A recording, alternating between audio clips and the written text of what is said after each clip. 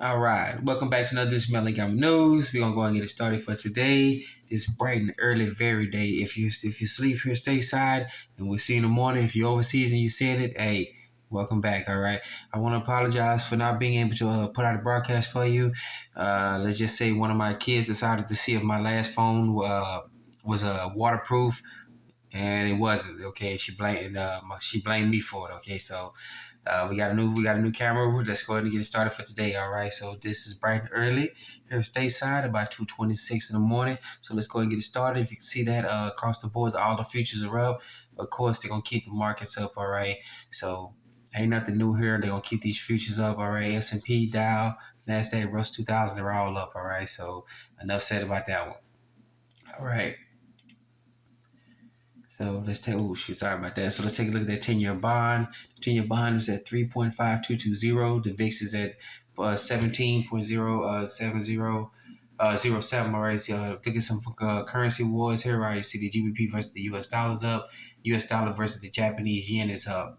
All right, so let's take a look at the Bitcoin here. Bitcoin is down a little bit, all right, reaching a high of 30,000. It's just gonna keep shooting cryptocurrencies up, all right. Let's see if simply crypto can keep up with that, but looks like they got some work to do, all right. It's down as well, all right. The FTSE 100 is up, and the Nikkei 225 is up, all right. So that was taking a look at some overseas. That was some early morning market looks from YahooFinance.com, all right, YahooFinance.com. All right, then we got Kitco.com here. Let's take a look at some precious metals here. That camera get involved with it though. You see the New York spot price, which is closed. It's down to $36.10 for an asking for gold. Silver's down just under 50 cents. Palladium is down, platinum is down, and rhodium is up a little bit big. All right, still way off the highs. All right, so that was the New York spot price. It says open in 6 hours. Take a look at the world spot price here. As you see the world spot price, the markets are open. They're closing about 14 hours. But you see what's going on. We see the correlation when the New York markets when the markets open here at 9:30 in the East Coast. All right. So as you can see here, the markets are up. Precious metals are up. So gold is up. Silver's up a little bit. Palladium are down, and rhodium is sitting flat at 84550.00. Okay, so we'll see what the difference is. We see if they try to crush gold low, but let's see if we can maintain that the new lows the new below floor level at $2,000. All right, so if it maintains that level at $2,000 and it begins to break up, then we look at that next resistance level at about 2,500. If it reaches that one, and many folks are predicting that. I'm not predicting anything, but if it reaches that 2,500 and then it settles at 2,500, after that point, it's skies to the limit. All right, but we'll see what's going on. All right, this is from Kitco.com. All right, Kitco.com. All right, then let's get into some actual news here. This is from news.bitcoin.com. All right, news.bitcoin.com. All right, Jeff Tucker on de-dollarization. The U.S. will no longer be king. We're at the turning point for the U.S. dollar. All right, slowly but surely, this news is starting to creep out. All right, we've been talking about this for years on this channel. Many other channels have been talking about this years about de-dollarization. People don't want to deal with the U.S. dollar anymore. As you said, this is creeping in. This is slowly starting to make it. This is not just us on the alternative media. They call it the 10-4 Koofy hat folks, but it's slowly but surely we're being proven right. And even folks who come out longer before us, all right, there are people I would listen to that went back 10, 15, 20 years. Some people went back 25, 30 years calling for the de-dollarization. They say it's coming, it's coming. And many people laughed at them. They thought they should be thrown in the nut house with a straitjacket. But look at it now. More and more people are coming out. I'm sorry, not people. More and more countries are now coming out saying, "Hey, man, we're getting rid of this dollar, man. You people can go kick rocks, you can pound sand." And let's not be mistaken. If you go in the archives, you see that the president of Kenya is saying, get rid of your dollars. You only got a few weeks left. All right, so hey, let it be known. Let it be known. All right. So this slowly makes it to the mainstream. Let's see. Let's see how the talking heads on the TV, on that television screen, see what they say about it. All right. So get this article out. This is from newsbitcoin.com. All right, newsbitcoin.com. All right, then we got an article from cnsnews.com, right? cnsnews.com. And this is a big one. Deficit chops 1 trillion in the first 6 months of fiscal year 2023. All right, so we talked about it. For those who don't know, for those you do know, I am sorry for repeating this, but there's a difference between calendar year and fiscal year. The fiscal year starts on October 1st every year, and it ends on 30 September of the following year. Okay, that is the fiscal year. So 1 October is the new fiscal year. So when this fiscal year comes up on 30 September, it'll be the end of fiscal year 2023, and on October 1st, 2023, we'll begin fiscal year 2024. All right, and then the calendar year is your regular standard 12 months. All right, from January 1st to December 31st. All right, so but let's get back on track here. The deficit tops 1 trillion in the first 6 months of fiscal year 2023. So we ain't even in 6 months yet, and they saying we've already pretty much the debt is went to top with $1 trillion in the first 6 months of fiscal. I'm sorry, it's fiscal year 2023. So pretty much from October. So let me count on my finger: October, November, December, January, February, March, April. So we're 6 months into the fiscal year 2023, and we've already topped $1 trillion in debt. All right, that should tell you something.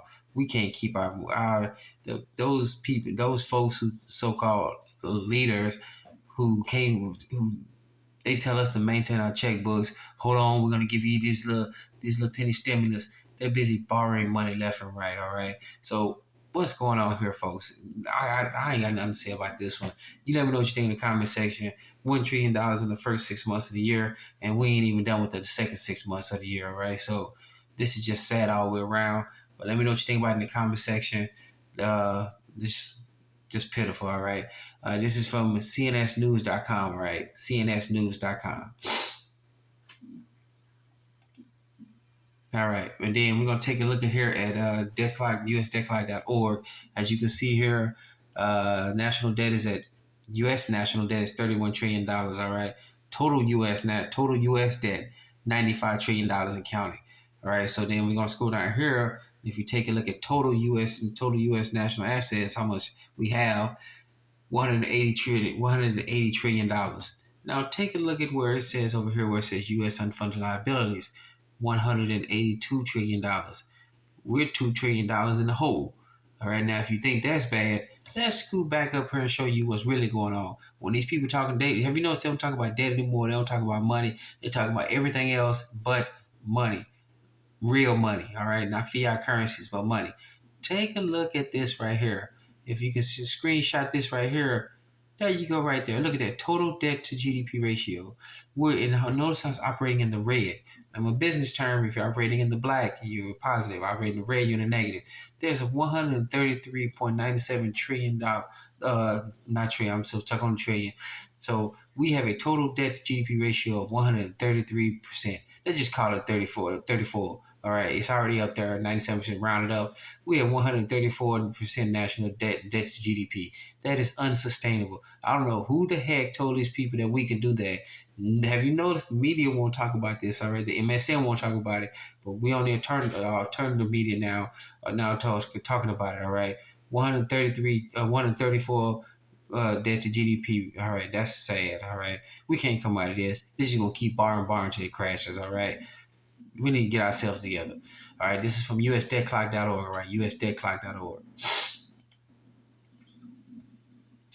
All right, and this is from the Rutherford.org. All right, Rutherford.org, and they just get the insanity level is just off the wall. It's just off the wall over here. All right, these folks are off the rockers. All right, and this goes back to whenever we come into a new system, the old system must crash. All right, and they just rack up debt, and hoping and saying that the new system will let them go debt free and they can just come on and restart this over again.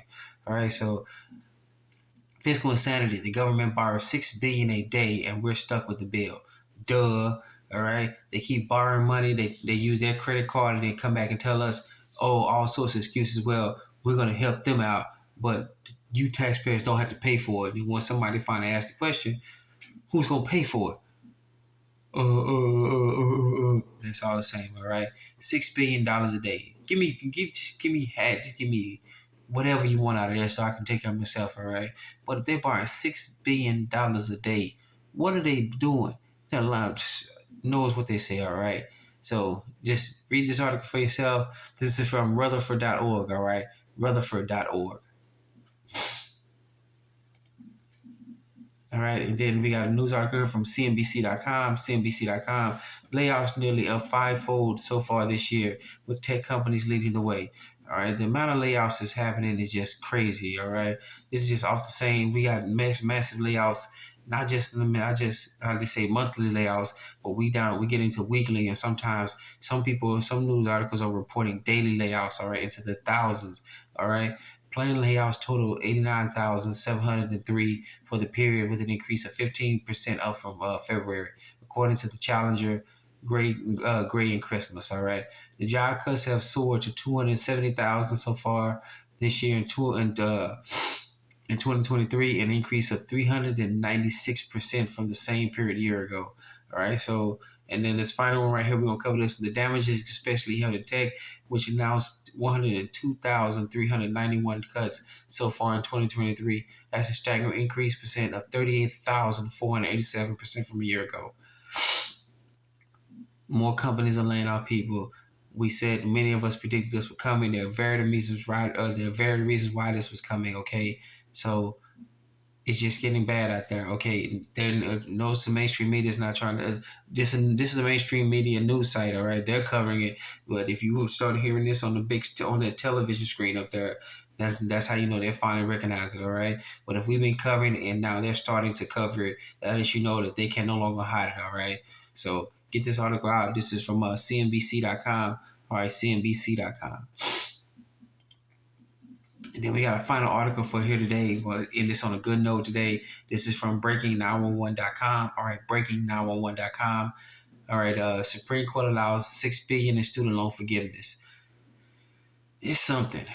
All right, we finally got we got good news to report. We ain't got to end this on a bad note. So that's a good thing that the Supreme Court has decided to allow some student loan forgiveness, so people can now get some debt relief. And we all know student loans are crushing. We got people who graduated and got their degrees 30 years ago and they're still paying off student loan debts. All right, it may not be covering for everybody, but at least some people got it. Okay, all right. So we're gonna end this on a good note. All right, with that article here, this is from Breaking 911.com. All right, Breaking911.com. All right. So that being said, we want to thank you for joining us. Now, this is Meligami News. Remember, like, subscribe, and comment. Let's grow this channel. Let's get it out to everybody, so everybody can be out there, be warned. Everybody can make preparations and protecting themselves. Okay. All right. Like, subscribe, and comment. Hit that notification bell. All right. So thank you for joining us. Now, this is Meligami News. Remember, be safe, be sound. Take care of yourself first, then your family, neighbors, then your community. Reach out to other communities, all right? Remember, you're your own best banker, your own best savings and loans, your own best credit union. You're your own best financier. Like, subscribe, and comment, the notification bell. Share the channel, all right? Thank you for joining us on another edition of Meligami News. Safe, be sound. Let's get it started.